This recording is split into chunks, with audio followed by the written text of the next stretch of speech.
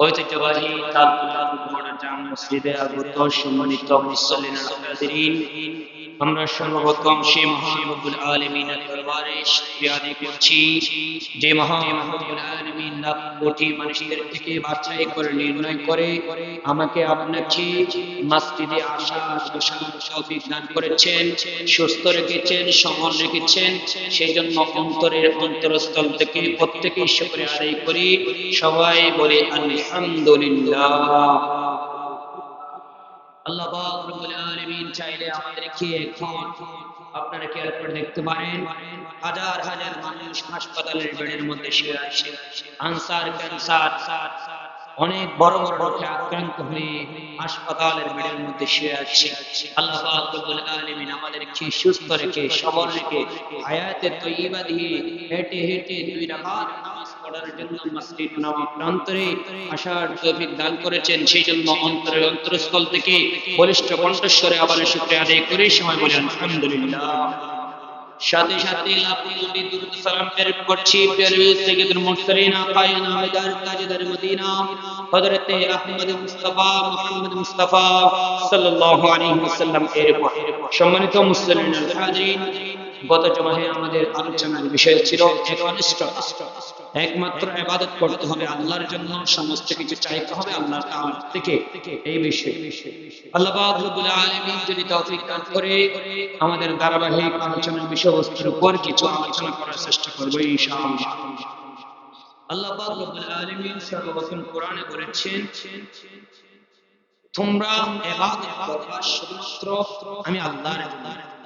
কতক্ষণ পর্যন্ত ইবাদত করব তাও আল্লাহ বলে দিয়েছেন কোরআনের মধ্যে। যেমন ওয়া'বুদ রাব্বাকা হাত্তা ইয়াতিয়াকাল ইয়াকিন, আল্লাহ বলেছেন ততক্ষণ পর্যন্ত তোমরা বান্দা ইবাদত করবা যতক্ষণ পর্যন্ত না তোমাদের নাকের নিঃশ্বাস শেষ হচ্ছে। মানে হলো একজন মুসলমান মৃত্যুর আগ পর্যন্ত অসুখ বিসুখ যতই কিছু হোক তার ইবাদত করতে হবে একমাত্র আল্লাহ তাআলাকে নিয়ে।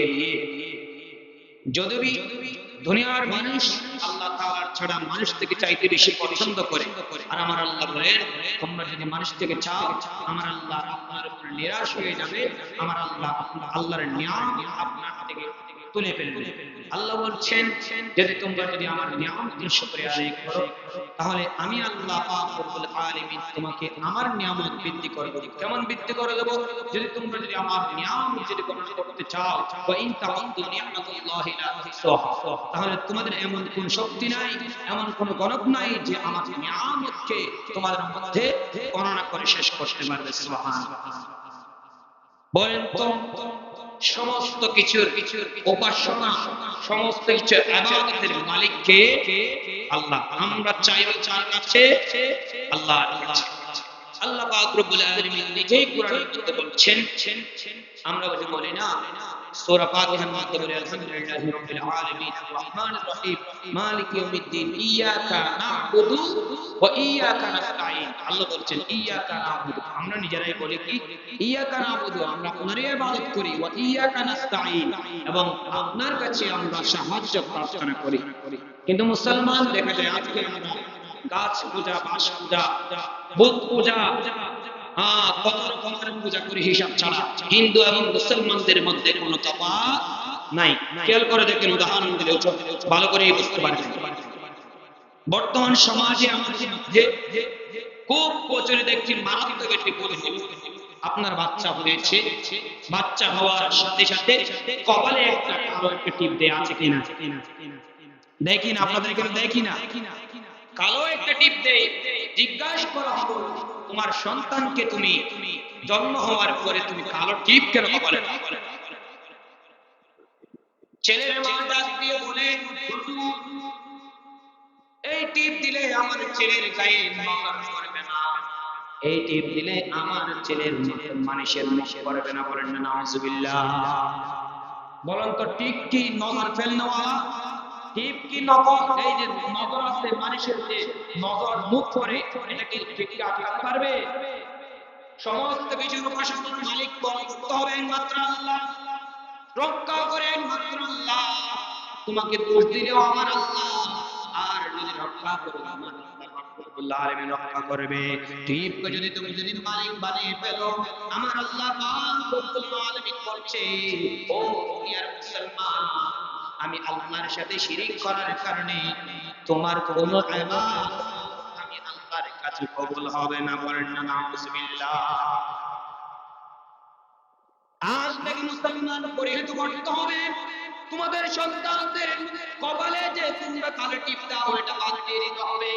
কালো টিপ দিয়ে তোমরা মনে করো কালো টিপ তোমাদের নজরকে ঠেকাইতে পারে, আর আমার আল্লাহ বলছে না না না, কালো টিপ কোন নজর ঠেকা নেওয়া নয়। নজর ঠেকাইতে পারে একজন, তার নাম তার চিৎকার দিয়ে বলেন না। একমাত্র আল্লাহকে বিশ্বাস করতে হবে। আল্লাহর বিশ্বাস যদি স্থাপন করতে পারো, আল্লাহ তাআলা রব্বুল আলামিন কোরআনের মধ্যে বর্ণনা করে দিয়েছে, ও মুসলমান, আমি রবকে যদি একত্ববাদ যদি তোমরা যদি স্বীকৃতি করে দিতে পারো, আমি আল্লাহ পাক রব্বুল আলামিন তোমার সাথে আছি। আর যদি আমি রব যদি তোমার সাথে যদি থাকি, পৃথিবীর কোনো এমন শক্তি নাই যে তোমাকে পরাজিত করতে পারে। দেখো তোমরা হিন্দু বলো কি, বুদ্ধ বলো কি, এমনকি তাইফের ময়দান, উহুদের ময়দান, বদরের ময়দান, হুনাইনের পর্বতের যুদ্ধের কথা তোমরা কি বলে গিয়েছো? সেই যুদ্ধের মধ্যে শুধুমাত্র মুসলমানরা একত্ববাদে আল্লাহকে বিশ্বাস করে লা ইলাহা ইল্লাল্লাহ মুহাম্মাদুর রাসূলুল্লাহ কালিমা পড়ে বিশ্বাস করেছিল। কোন ভূতকে বিশ্বাস করে নাই, কোন জিনকে বিশ্বাস করে নাই, কোন ভূত যে বাঁচাইতে পারে, কোন টিপ বাঁচাইতে পারে, কোন জিনিস বাঁচাইতে পারে, এটা বলতে অর্থ করে নাই। শুধুমাত্র একমাত্র তারা ভরসা করেছিল আল্লাহ তাআলার উপর।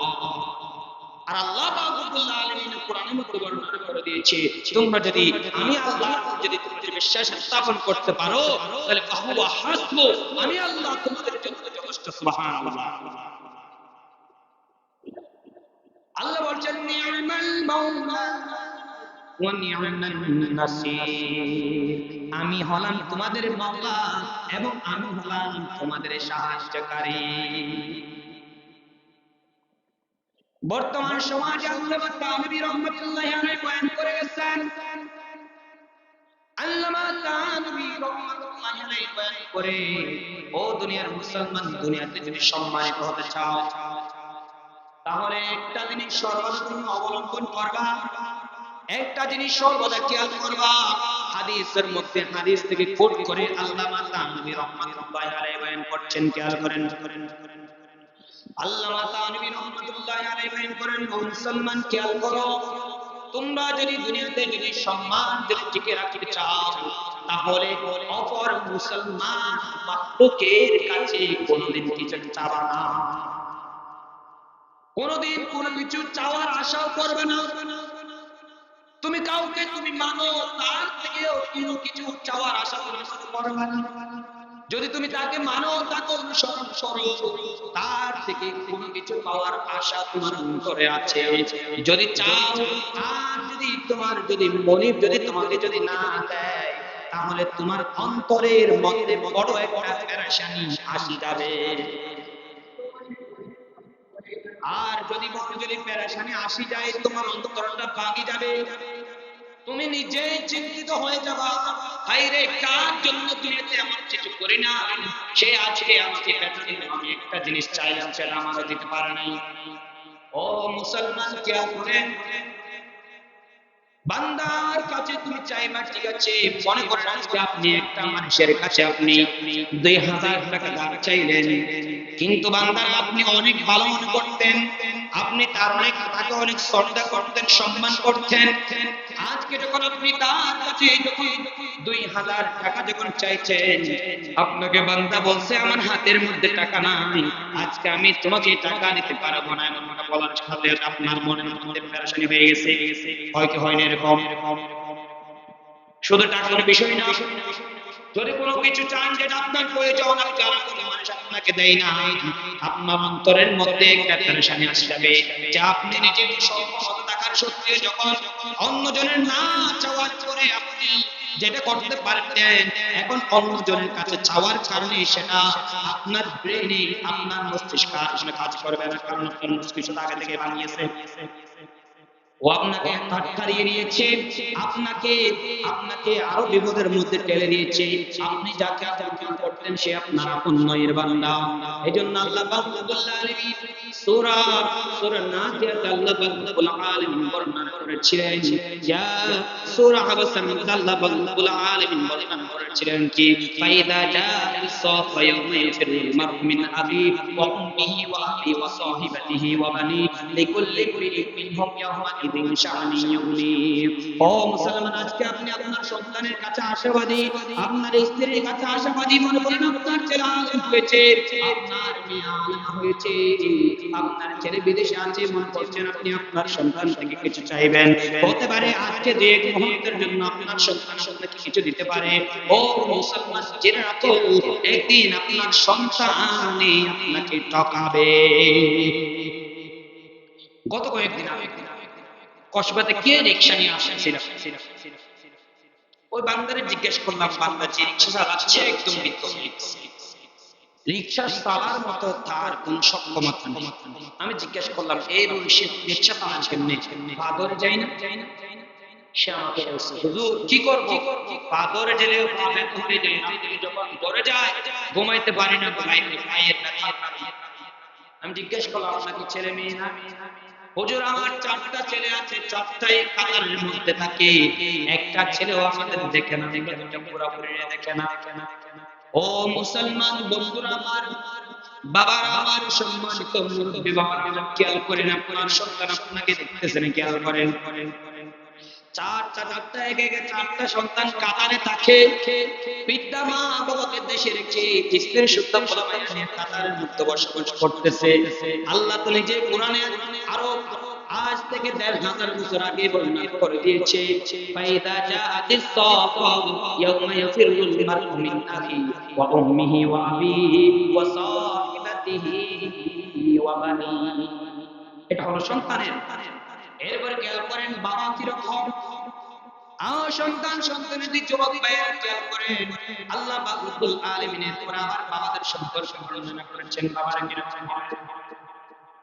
আজকে দেখবেন আপনার সন্তানাদি, আজকে দেখবেন আপনার বাবা আপনাকে অনেক আদর যত্নে রেখেছে, যখন পড়ালেখা শেষ করে দিয়েছেন, টাকা উপার্জন করতে পেরেছেন, 2 মাস 3 মাস ভালোই টাকা দিয়েছেন, হঠাৎ করে 1 মাস আপনি বাড়িতে টাকা দিতে পারেন নাই, আপনার বাবা আপনার সাথে আর কথা বলবে না। আল্লাহ নিজে কোরআনে বলে দিয়েছে, ও দুনিয়ার মুসলমান, আপনার বাবা আপনার সাথে ভালো করে কথা বলবে না, আপনার উপর পেরেশানি হয়ে যাবে, আপনার উপর রাগ দেখাবে, যা আমার ঘর থেকে বাইরে হয়ে যায়, দূর হয়ে যা, মূর্তি ওরা কইলে এরকম আর গালি দিবে, অনেক কিছু বলবে, দুনিয়াতে কিছু করতে পারছ না, শুধুমাত্র তুই নাকি ছেলে, মানুষের ছেলেগুলো দেখে কত রকম কাজ করে, এরকম বলবে। 100% কোরআনের কথা। সম্মানিত ভাইয়েরা আমার, খেয়াল করেন, এই জন্য বলছি বাবারা, স্বার্থপর দুনিয়াতে স্বার্থ ছাড়া কোনো কিছু কাজ করে না, একমাত্র স্বার্থ ছাড়া কাজ করে, স্বার্থ ছাড়া তোমাদের জন্য আমাদের জন্য কান্নাকাটি করে কিয়ামতের দিন আল্লাহর কাছে আমাদের সুপারিশ করবেন। তিনি হলো আমাদের নবী, আপনার নবী সাইয়্যিদুল মুরসালিন মুহাম্মদুর রাসূলুল্লাহ সাল্লাল্লাহু আলাইহি ওয়াসাল্লাম। এবার আসেন আপনার পর্দা। সম্মানিত পর্দা আমার মা ও বোনেরা, আপনাদের জন্য একটা নসিহত খেয়াল করেন। আপনি যতদিন পর্যন্ত আপনার বাবার ঘরে যতদিন পর্যন্ত বড় হয়েছেন, আপনার বিয়ে হয়ে গেছে, এরপর যদি আপনি একা একা বাড়িতে আসেন, আপনার আব্বা আপনার মা আপনার জিজ্ঞাসা তোমার স্বামী কোথায়, স্বামীদের সারা করে কেন আসতো, আপনাকে কোনো আর মূল্যায়ন করবে না। 1 মাস 2 মাস আপনি ঘরের মধ্যে থাকছেন, আপনার বাবা আপনার মা আপনাকে, আপনার ভাই বোন আপনাকে সহ্য করতে পারবে না। কারণ কারণ কারণ বাবা বলবে আমার যতদিন পর্যন্ত দায়িত্ব ছিল আমার দায়িত্ব আমি পালন করে ফেলেছি, বিয়ে হয়ে গেছে, এবার নিজের সংসার নিজের সামলাও, নিজের সংসার করো। আমরা নিজেরা চলতে এখন কষ্ট হয়ে যায়, তোমাকে কেমনে চালাবো। এদিকে মায়েরও বাবারও জিয়ার মেয়ের একই সমস্যা, কি স্বার্থ ছাড়া দুনিয়াতে কেউ কোনো কিছু করে না। ওই যে প্রথমে বলেছিলাম, তুমি যদি তোমার মনের কাছে যাও, তোমার মনে তোমাকে আজকে দিতে পারে নাই, তুমি পেরেশানি হয়ে গেছো। ও মুসলমান, আল্লাহ নবী বলেন কারো কাছে কিছু না চেয়ে তুমি নিজে নিজে কিছু করার চেষ্টা করো। নিজে যদি সম্মানটা যদি ধরে রাখতে চাও তাহলে অপরের কাছে কোনোদিন মাথা নত করবে না। দুনিয়ার কাউকে কখনো তোমার মাথা নত করবে না। কোনো কিছুই চাইবে না। চাওয়া লাগতেছে আল্লাহ তুমি যে কোরআনে বলে দিয়েছেন তোমরা যদি কোনো কিছু চাওয়া লাগে আমি রবের কাছে চাও। একটা তুমি যদি চোখের পানি যদি ফোঁটা ফেলতে পারো আমি আল্লাহ বলছি তোমার চোখের পানির ফোঁটা এই চোখের কিনা আসার আগে আগে আমি আল্লাহ রাব্বুল আলামিন তুমি বান্দার দোয়া আমি আল্লাহ কবুল করে নেব। সুবহানাল্লাহ। ও মুসলমান সম্মানিত ভাইরা আমার, খেয়াল করতে হবে আজকে আমাদের ঘরে ঘরে দেখা যায় পেঁপে গাছের মধ্যে বড় একটা চারা একটা লাগাই দেয়া আছে কি নাই? বড় একটা ফল গাছ হয়েছে, ফল গাছের মধ্যে দেখবেন চারা লাগাই দিছে। জিজ্ঞাসা করলাম এই চারা কেন লাগাই দিছো? আমি একবার নওগাঁতে গিয়েছিলাম বয়ান করার জন্য। রাতের 2টায় আলোচনা শেষ করে নওগাঁয় একটা ঘরের মধ্যে ভাত খাইতে গেছি। ভাত খাইতে যাওয়ার সময় দেখি একটা ছোট একটা পেঁপে গাছ, পেঁপে ধরছে এত বড়, কিন্তু ঠিক তার মাঝে একটা দেখতে পাচ্লাম বড় একটা চারা লাগাই দিছে। চারা লাগাই দিয়ে আমি তো দেখে হতবাক হয়ে গেছি, কিরে সুন্দর তো পেঁপে ধরছে, পেঁপেগুলো সুন্দর কেন চারা দিয়ে নষ্ট করে ফেলেছে। আমি ঘরের মালিককে জিজ্ঞাসা করলাম এই চারাটা লাগাইছে এখানে? ঘরের মালিক বলে হুজুর আমার গাছের পেঁপেগুলো অনেক সুন্দর হওয়ার কারণে মানুষের নজরগুলো আমার পেঁপে গাছের মধ্যে পড়ে। বলেন না নাউজুবিল্লাহ। কাকে মালিক বানিয়ে ফেলেছে? যারাকে মালিক বানিয়ে ফেলেছে। খেয়াল করেন সম্মানিত ভাইয়েরা আমার, খেয়াল করতে হবে ওই মুসলমান যারার সাথে নিজে শিরক করে ফেলেছে, যারাকে তার মালিক বানিয়ে ফেলেছে, মানে হলো মানুষের নজর ঠেকাইতে পারে এমনটা মনে করে ফেলেছে ওই যারা রক্ষা করতে পারে। যারা কি মানুষের নজর ঠেকাইতে পারেনি। ও মুসলমান খেয়াল করতে হবে সমস্ত কিছু ভরসা রাখতে হবে, তাওয়াক্কুল রাখতে হবে আল্লাহ তাআলার উপরে। আর তুমি যদি আল্লাহ তাআলার উপর যদি তাওয়াক্কুল রাখতে পারো আমার আল্লাহ রব্বুল আলামিন বলছেন তোমার জন্য আমি আমার আল্লাহ এটা যথেষ্ট।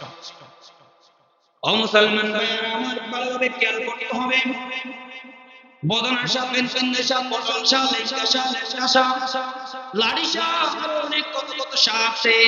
শাহটা বাদ দিয়ে নিজে আল্লাহর কাছে ফিরে আসুন। আল্লাহ পাক রব্বুল আলামিন বলছে তুমি যদি আমার কাছে যদি ফিরে আসতে পারো আমি আল্লাহ পাক রব্বুল আলামিন তোমার জীবনের সমস্ত কিছু আমি মাফ করে দিয়ে তোমাকে আবার নতুন করে একটা সুযোগ করে দেব। কোথায় বলেছে? আল্লাহ কোরআনে বলেছেন ইল্লা মান তাবা ওয়া আমানা ওয়া আমিলা আমালান সালিহান ফাউলাইকা ইউবাদদিলুল্লাহু সাইয়্যাতিহিম হাসানাত ওয়া কানা আল্লাহু গফুরুর রহিমা। তুমি গুনাহ করে ফেলেছো অন্তরের মধ্যে, তুমি গুনাহ করতে করতে তোমার যে সেহেন যেটা আছে, কলব যেটা আছে, তুমি সেটা চাকারে খায় ফেলেছো, মত করে ফেলেছো। ও মুসলমান বন্ধুরা আমার খেয়াল করেন আজকে একটা আপনাদের সম্মুখে উদাহরণ দিলে ভালো করে বুঝবেন। একটা মদের গ্লাস আপনি নিছেন, মদ এক বরাবর একদম টপটপে মদ আছে। খেয়াল করেন ভালো করে উদাহরণটা খেয়াল করতে হবে। মদ টপটপে আছে, এই মদের গ্লাসটা নিয়ে আপনি কলের সামনে যখন দিলেন মদ গুলো বাইরে পড়তে পড়তে পড়তে পড়তে এক সময় দেখা গেল সমস্ত মদ গুলো পড়ে আর পুরো গ্লাসটাই পানিতে পরিণত হয়ে গেছে।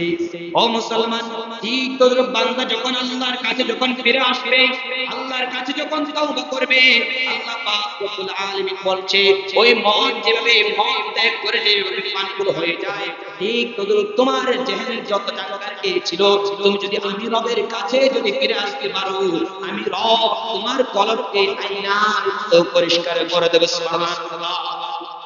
লা ইলাহা লা ইলাহা লা ইলাহা ইল্লাল্লাহ লা ইলাহা बता हमको तेरे राह किस तरफ है, तेरे राह पर चला हमको खुदाया, तेरे राह पर चला हमको खुदाया। बुजुर्गी की नहीं हमको जरूरत, गुलाम बना बना हमको खुदाया, गुलाम बना बना हमको खुदाया, तेरे राह पर चला हमको खुदाया। বলেন আমরা কার পথে চলার জন্য আল্লাহর কাছে সাহায্য চাইবো? আল্লাহর পথে চলার জন্য, আল্লাহর পথে ইস্তেকামত অটল থাকার জন্য একমাত্র সাহায্য চাইবো আল্লাহর কাছে। পৃথিবীর কারো কাছে চেয়েছেন মনে করেন আপনি অলরেডি ঠকেই গেছেন। সম্মানিত মুসল্লিন আলহামদুলিল্লাহ, হাদিসের মধ্যে কোট করা আনাস ইবনে মালিক রাদিয়াল্লাহু তাআলা থেকে বর্ণিত, একদিন একজন ডাক্তার বা একজন ম্যাজিস্ট্রেট ওসি, পুলিশের ওসি মনে করেন বর্ণনা করছেন, পুলিশের ওসি গেছে মুত্তাকি হওয়ার জন্য আল্লাহওয়ালার কাছে। হুজুরের কাছে যে জিজ্ঞাসা করে, হুজুর আসসালামু আলাইকুম, কেমন আছেন? আমি দীর্ঘদিন পর্যন্ত আমি পুলিশের চাকরি করেছি, আমি এখন বর্তমানে ওসি হিসেবে আছি। হুজুর বলে আমি কি করতে পারি তোমার জন্য? এবার ওসি সাহেব ডাক দিয়ে বলছে, হুজুর দীর্ঘদিন পর্যন্ত খারাপ কাজে লিপ্ত ছিলাম, দীর্ঘদিন পর্যন্ত গুনাহ করতে করতে অন্তরটা একদম জাঙ্গারে খেয়ে ফেলাইছে। কেমনে আপনার কাছে ফিরে আসবে, কেমনে আল্লাহর অতি দ্রুত নেকি মুত্তাকি সালিহিন আবিদিন হতে পারবো। এবার হুজুর সুন্দর করে পুলিশের ওসিকে একটা উদাহরণ দিলেন। ও পুলিশের ওসি সাহেব খেয়াল করেন, আপনি ওসি হয়েছেন, এর আগে কি ছিলেন?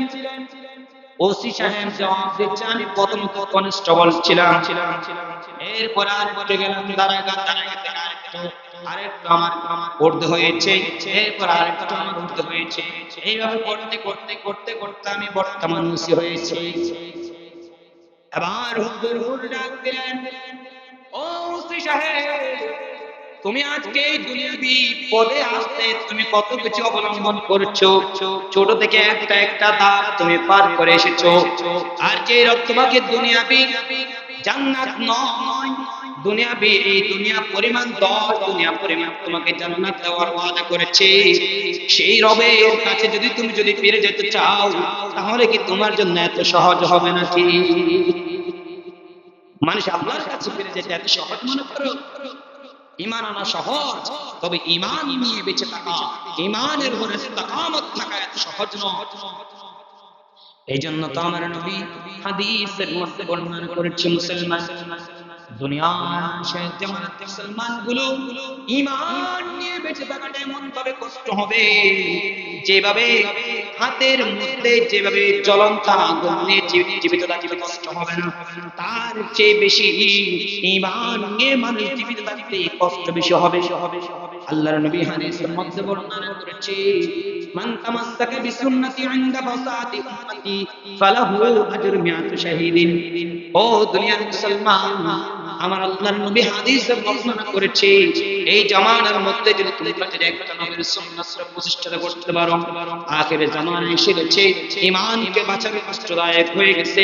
ঈমানের উপর কেমনে ইস্তেকামত থাকবা, অটল থাকবা, তোমরা এখন সেটা করতেছো, ঈমান রক্ষা করতে পারতেছো না। ডানে হাঁটলে গুনাহ, বামে হাঁটলে গুনাহ, সামনে যাইলে গুনাহ, পিছনে যাইলে গুনাহ, উপরে তাকাইলে গুনাহ, নিচে তাকাইলে গুনাহ, কোন দিকে তাকাবা? আমার নবী হাদিসে বলছেন, এমনটা জামানা যখন তোমাদের মধ্যে যখন আসে যাবে, তোমরা আমার একটা সুন্নতকে যদি প্রতিষ্ঠা করতে পারো, তাহলে আমার আল্লাহ পাক রব্বুল আলামিন তোমাদের জন্য 100 শহীদের মর্যাদা দিয়ে দেবেন। সুবহানাল্লাহ।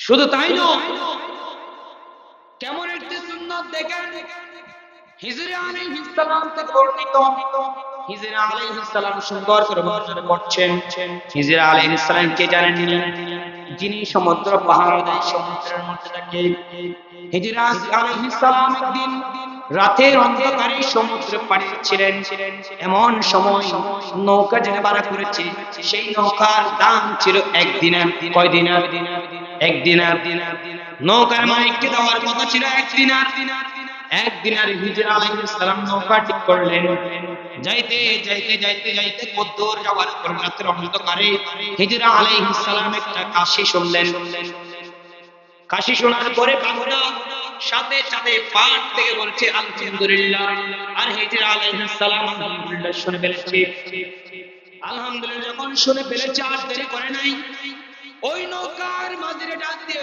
মাঝি সাহেব আর দেরি করো না আবার পারে চলো মাঝি বলেন না সম্ভব না আমি আপনাকে পারে পর্যন্ত নিয়ে এসেছি আর সেখানে যাইতে পারি রাতের গহীন হয়ে গেছে এত রাতে আর আমি সমুদ্রে পাড়ে দিতে পারবো না হিজর আলাইহিস সালাম বলে যাইতে হবে তোমার আমি নবীর সুন্নাত প্রতিষ্ঠা করব খেয়াল করেন তখন কিন্তু আলহামদুলিল্লাহ সুন্নতই ছিল হিজর আলাইহিস সালাম মাঝি সাহেব হিজর আলাইহিস সালামকে শর্ত দিয়ে দিয়েছে ও হিজর আলাইহিস সালাম আপনি যদি আপনার তলের মধ্যে যত স্বর্ণ রৌপ্য আর দিনার আছে সমস্ত কিছু যদি আমাকে দিয়ে দেন আর আমি আপনাকে ওই পারে আবার নিয়ে আসতে পারি হিজর আলাইহিস সালাম বলছেন আমি আমার সব কিছু তোমাকে দিয়ে দেব যাও ওই পারে গিয়ে আমাকে দিয়ে আসি হিজর আলাইহিস সালাম যখন ওই পারে যখন পৌঁছাইলেন পৌঁছার পরে আলহামদুলিল্লাহ বলেছে আলহামদুলিল্লাহ বলার জবাবে ইয়া রাহমাতুল্লাহ বলেছেন বলেন সুবহানাল্লাহ ইয়া রাহমাতুল্লাহ যখন বলেছে আর বান্দা আল্লাহ পাক রব্বুল আলামিন হিজর আলাইহিস সালামকে পরীক্ষা করেছিলেন ঠিক আল্লাহ পাক রব্বুল আলামিন ফেরেশতার মাধ্যমে হিজর আলাইহিস সালামকে পরীক্ষা করেছেন আর আল্লাহ পাক রব্বুল আলামিন সাথে সাথে ডাক দিয়েছেন ও হিজর আলাইহিস সালাম শুনো আমি আল্লাহ পাক রব্বুল আলামিন তোমাকে এমন একটা নিয়ামত দিয়েছি আজকে তুমি এই সুন্নাত আদায় করার কারণে পৃথিবীর বুকে কিয়ামত যতক্ষণ পর্যন্ত হচ্ছে তুমি হিজর আলাইহিস সালাম দুনিয়াতে বসবাস করতে পারবে সুবহানাল্লাহ